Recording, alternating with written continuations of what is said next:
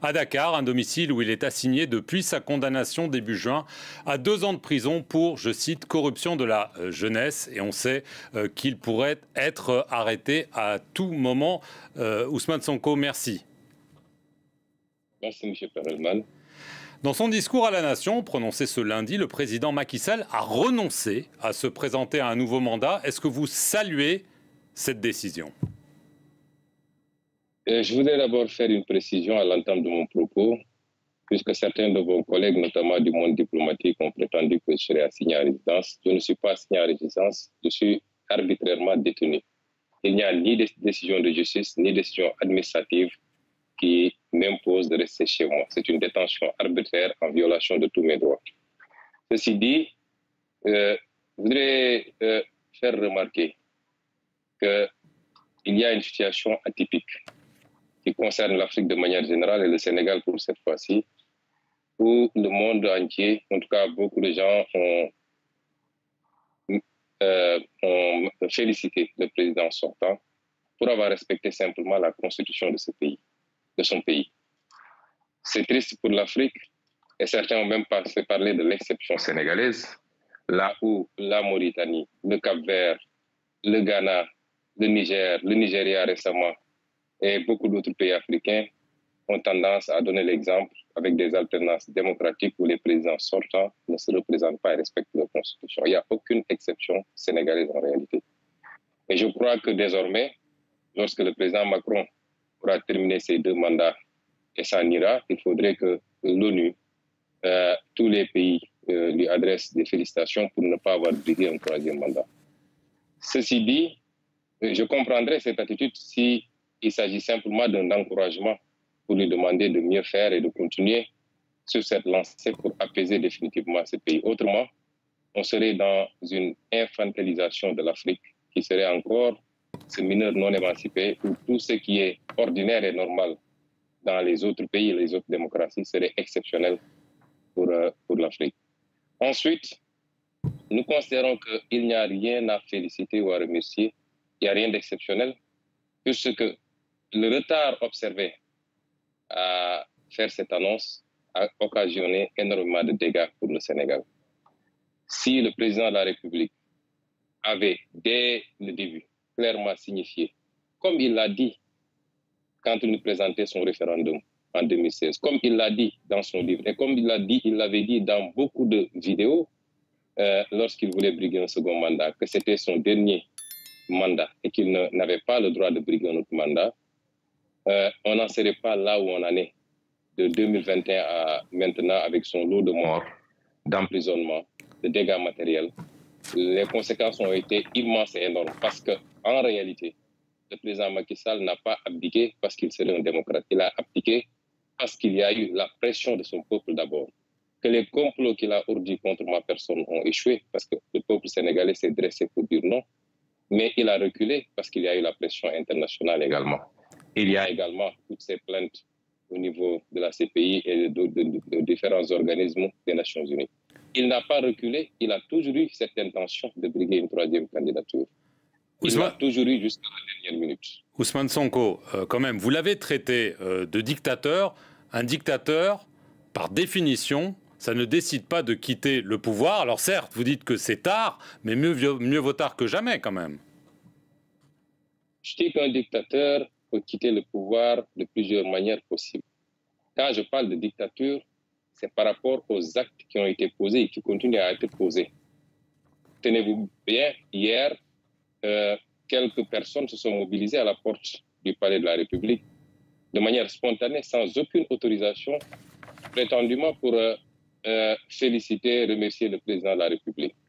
Au même moment, 17 personnes étaient placées sous mandat de dépôt parce qu'ils s'étaient déplacés vers ma résidence pour s'enquérir de ma situation et dénoncer l'illégalité qui frappe ma détention arbitraire. Et tous les jours, nous vivons cela.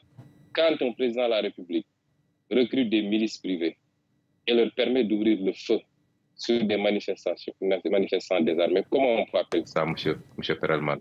Quand un président de la République instrumentalise la justice pour s'attaquer à son opposition, à la presse, aux lanceurs d'alerte, à tous ceux qui ont une opinion dissidente et emprisonnés à tour de bras. Aujourd'hui, on a presque 700 prisonniers politiques dans les geôles de Macky Sall. Comment vous voulez qu'on l'appelle?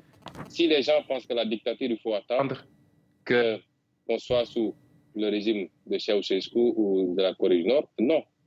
Pour un pays comme le Sénégal, qui a connu la démocratie, qui a grandi dans la démocratie et la liberté, ce qui s'est passé ces 10 dernières années est scandaleux et catastrophique.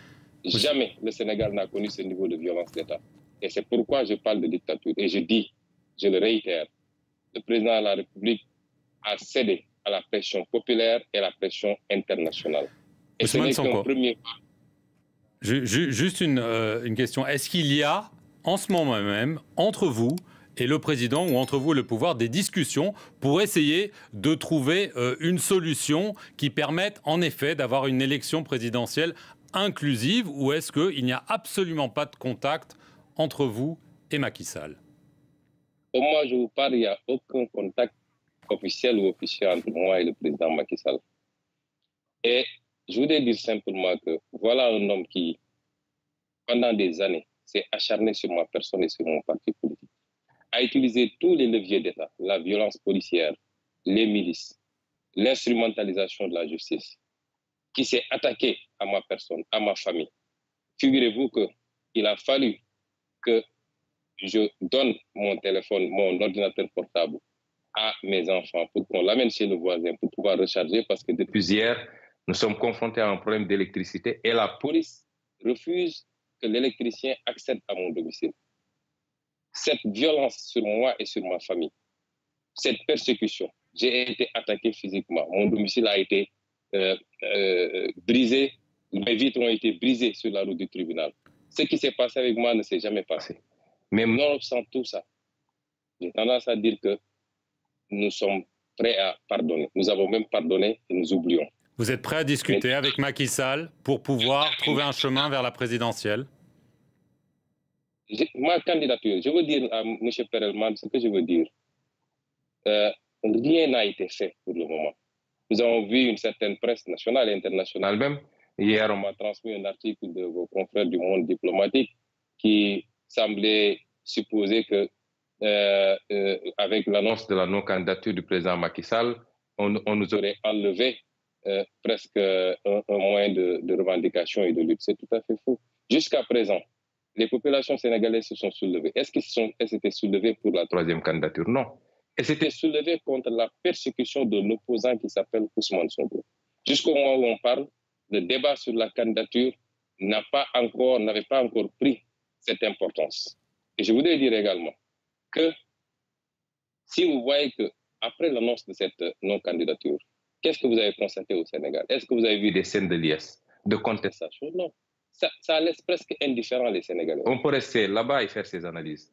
Ce que les Sénégalais exigent aujourd'hui, c'est des élections libres, transparentes, inclusives, et que les Sénégalais puissent librement choisir leur président. Ce n'est pas à Macky Sall de choisir le prochain président. Je ne suis même pas sûr qu'il puisse choisir un candidat consensuel dans son propre camp. Et ce n'est pas à lui, quelle que soit la nature des relations qu'il a avec Ousmane Sonko. Je n'ai jamais éprouvé de haine vis-à-vis de cet homme. Est-ce que vous lui tendez la main? Est-ce que vous lui dites, écoutez, vous avez fait un geste sous la pression de la rue, d'après votre interprétation, maintenant, asseyons-nous autour d'une table et parlons pour, en effet, apaiser la situation? Monsieur Perelman, nous sommes des patriotes, nous aimons ce pays et nous n'avons rien d'autre que ce pays. Et tout ce qui peut apaiser ce pays, nous sommes prêts à faire les sacrifices. Mais nous ne serons jamais dans certaine logique, puisque le président Macky Sall pense que pour pouvoir discuter avec quelqu'un, il faut d'abord le soumettre par des décisions de justice télécommandées, par la violence policière. Nous sommes des hommes, des êtres dignes et fiers. On ne discute pas le couteau à la gorge. Tout ce qui peut apaiser ce pays, et il y va de son intérêt d'abord.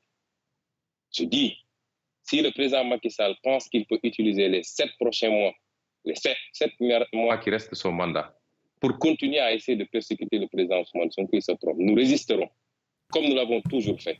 Et c'est pourquoi je dis qu'aujourd'hui, l'annonce de sa non-candidature n'a absolument rien réglé dans ce pays. Ce que les Sénégalais veulent et ce que la communauté internationale veut, parce que j'ai lu beaucoup de communiqués. Hier, je lisais le communiqué de l'Union européenne qui a terminé par exiger des élections inclusives, transparentes pour permettre au peuple sénégalais de choisir. Nous n'avons pas, nous, à négocier cela.